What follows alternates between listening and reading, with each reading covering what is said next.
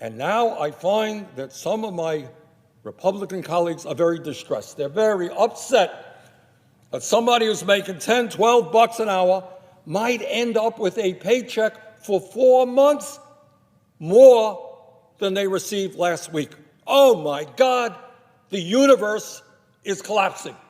Imagine that. Somebody who's making 12 bucks an hour, now like the rest of us, faces an unprecedented economic crisis with the 600 bucks on top of their regular unemployment check, might be making a few bucks more for 4 months. Oh my word, will the universe survive?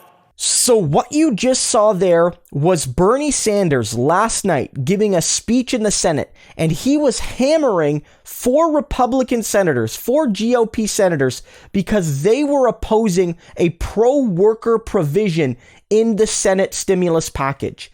Basically, Tim Scott, Rick Scott, Ben Sasse, and Lindsey Graham all united together to oppose a provision that protected workers because for some of the poorest and most vulnerable workers, they might end up with a few dollars more than they would during normal times.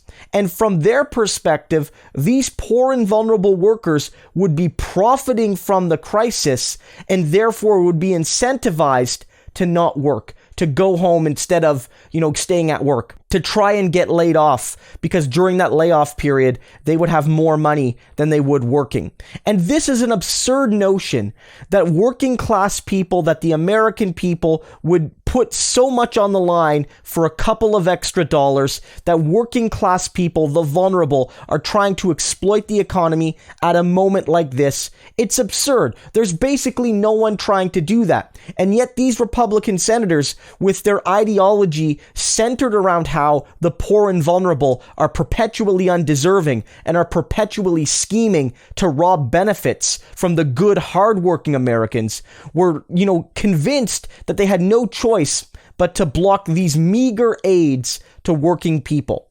Bernie Sanders not only hammered them on that particular decision from a moral perspective, making it clear that, working class people are going through this struggle, the poor and vulnerable are going through this struggle, and the fact that they might get a couple of extra bucks is not a crisis and is not a travesty as some Republicans want you to think it is.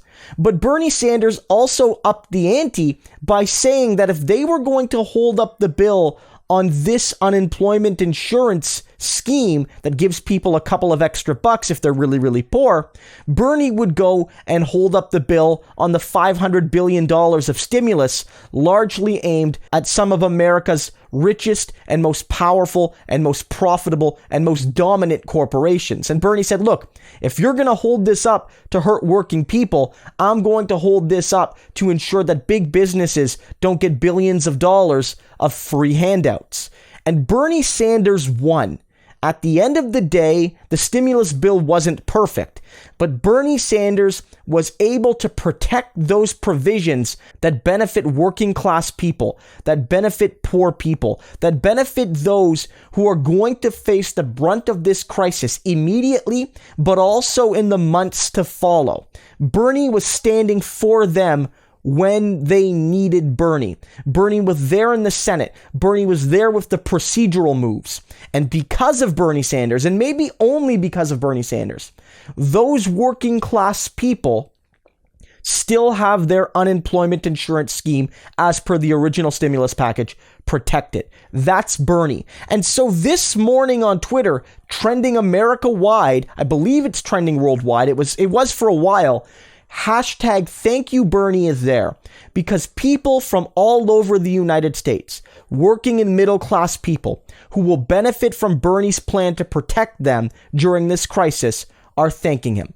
This is why Bernie Sanders needs to be president. Sure, Joe Biden right now isn't a senator. He's not holding a public office, so he can't have a direct input on legislation. But Joe Biden has been hiding day in, day out. He hid for a week last week during the peak of this crisis. And in the last couple days, he's been embarrassing at best on social media. He's been embarrassing at best on mainstream media. He has not shown leadership.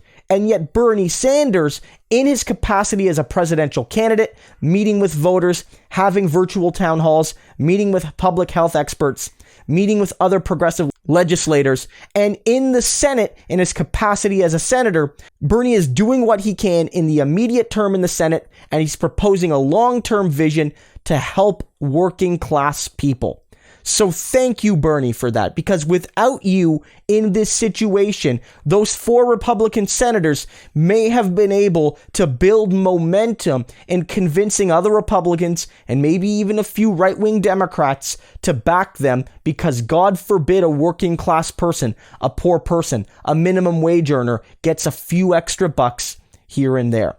Bernie has been a fighter in this all along. Don't listen to the narrative that the mainstream media swung, which was, Bernie missed a key Senate vote and he was the only one. Bernie was on the ball when he needed to be.